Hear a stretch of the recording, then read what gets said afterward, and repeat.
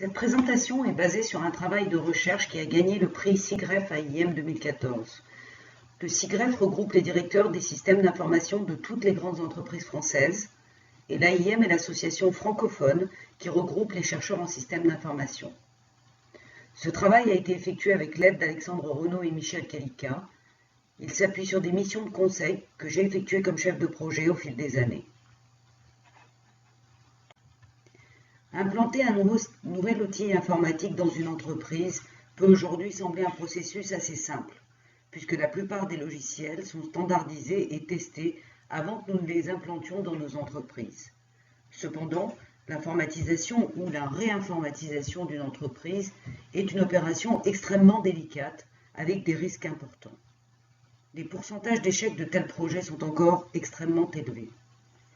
Ce type de projet implique 5 groupes d'acteurs: les managers, les ingénieurs informatiques, les analystes, les experts métiers et plus largement tous les utilisateurs prospectifs du nouvel outil au travers de l'utilisation qu'ils pourraient faire de cet outil.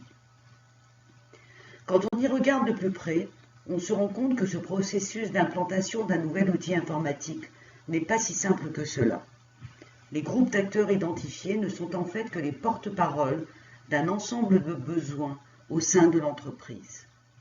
Ces besoins sont significatifs pour la survie de l'entreprise et extrêmement hétérogènes. Il s'agit des besoins numériques de l'entreprise envisagés dans une perspective managériale, des besoins en matériel et logiciel, des besoins d'optimisation de certaines tâches au travers de leur informatisation et des besoins numériques perçus par les utilisateurs finaux. Quand on pousse encore un peu plus, on se rend compte que ces besoins sont intimement liés à la stratégie et aux infrastructures d'affaires de l'entreprise, à la stratégie et aux infrastructures numériques de la dite entreprise, aux tâches à informatiser et à la culture numérique des utilisateurs.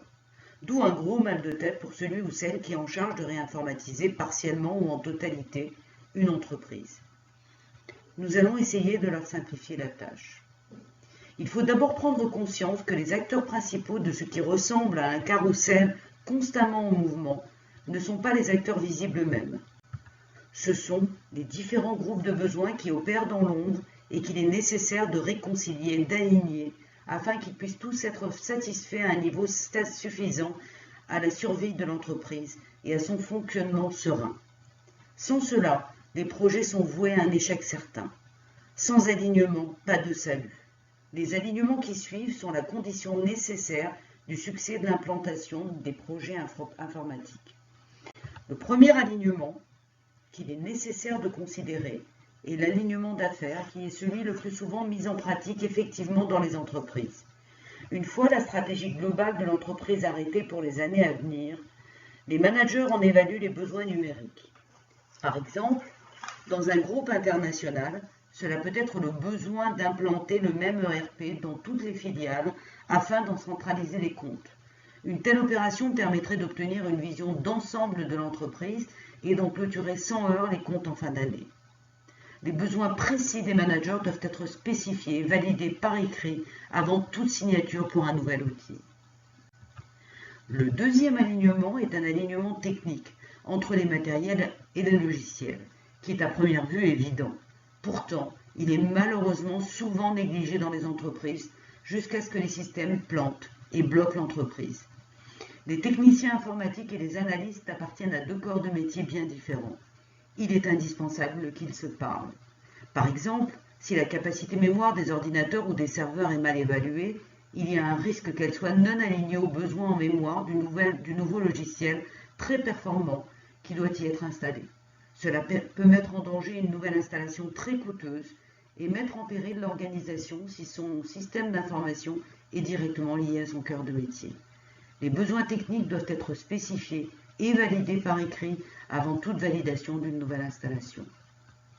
Le troisième alignement est l'alignement fonctionnel entre les logiciels envisagés et les besoins numériques perçus comme nécessaires par les experts métiers désignés afin d'optimiser certaines tâches.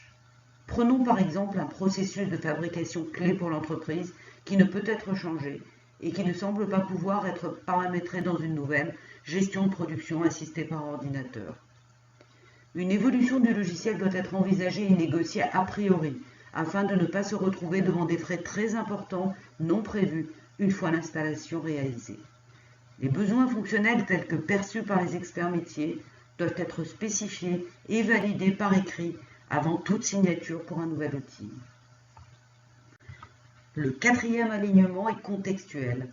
Il est lié aux besoins numériques de l'entreprise tels qu'ils sont perçus par les managers et les utilisateurs prospectifs.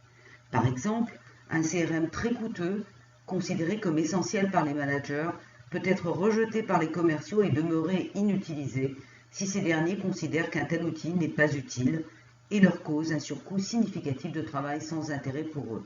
En effet, il affecte leur productivité et donc leur prime de fin d'année.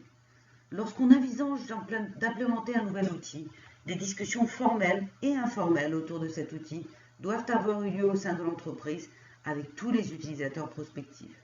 Ceci permet d'identifier et d'éliminer toute réticence éventuelle vis-à-vis de l'outil et de déminer une partie des risques de résistance au changement. Le cinquième alignement vise à rendre compatibles les cultures numériques hétérogènes qui coexistent au sein de l'entreprise. Dans une entreprise dont la stratégie est de devenir complètement virtuelle, si certains membres à des postes stratégiques sont effrayés par les technologies numériques, car non suffisamment familiers avec ces technologies, la stratégie sera probablement remise en cause, de fait, par les réticences de ses utilisateurs. Avant de mettre en œuvre un nouveau projet informatique, les cultures numériques cohabitant au sein de l'entreprise doivent être évaluées afin d'identifier les besoins de formation ou de remise à niveau numérique spécifiques aux futurs utilisateurs en fonction de leurs compétences, capacités et attrait pour la technologie. Une formation informatique généraliste adéquate ou une remise à niveau est nécessaire avant l'implémentation d'un nouvel outil. Le sixième alignement est un alignement fonctionnel. Il concerne d'une part les besoins d'optimisation par le biais de l'informatisation de certaines tâches et d'autre part la perspective des utilisateurs sur les besoins d'informatisation de ces tâches. Dans certaines entreprises, seuls les experts métiers participent à la définition des besoins fonctionnels. Dans d'autres entreprises, l'avis des autres utilisateurs est également pris en compte car considéré comme important. Il n'y a pas consensus sur ce point. Le profil de leadership du gestionnaire de projet est un des déterminants de ce point. À titre d'exemple, les chefs comptables peuvent avoir validé le principe d'un nouveau logiciel de comptabilité qui produit bien toutes les extractions comptables nécessaires en fin d'année. Cependant, si à l'usage, les aides comptables constatent que le nouvel outil, de par son paramétrage, double la durée du temps d'enregistrement des écritures comptables, il est probable que l'outil soit contourné jusqu'à ce que le paramétrage soit revu. À partir de leur culture numérique, nous préconisons d'identifier certains utilisateurs clés qui peuvent être les ambassadeurs du nouvel outil au sein de l'entreprise. Il est nécessaire de prendre en compte l'alignement fonctionnel à partir de la perspective de ces utilisateurs avant la signature de la procédure de recette de l'outil. Le septième et dernier alignement à prendre en compte est un alignement situationnel entre la formation fournie sur l'outil et la culture numérique de l'utilisateur. On ne peut pas former de la même manière un utilisateur qui ne peut pas se passer de son ordinateur dans son quotidien à titre personnel et un utilisateur qui ne s'en sert que pour envoyer des emails. Toute formation sur un outil d'entreprise doit être adaptée en fonction du profil de culture numérique de l'utilisateur. Une partie de la formation doit avoir lieu avant l'implémentation de l'outil. Cependant, des questions ne manquant pas d'émerger dans l'utilisation d'un outil au quotidien, une formation complémentaire doit être provisionnée après l'implémentation et le déploiement complet de l'outil. Alors que les trois premiers alignements que nous avons décrits sont connus, reconnus et parfois pris en compte dans les entreprises, les quatre derniers le sont très rarement. Ce constat à lui seul pourrait expliquer les pourcentages d'échecs élevés des réinformatisations dans les entreprises, échecs au demeurant fort coûteux. Ainsi, ce qui pouvait sembler de prime abord être un processus somme toute assez simple, apparaît finalement comme l'alignement complexe d'un réseau à 3 niveaux qui a besoin d'un traducteur.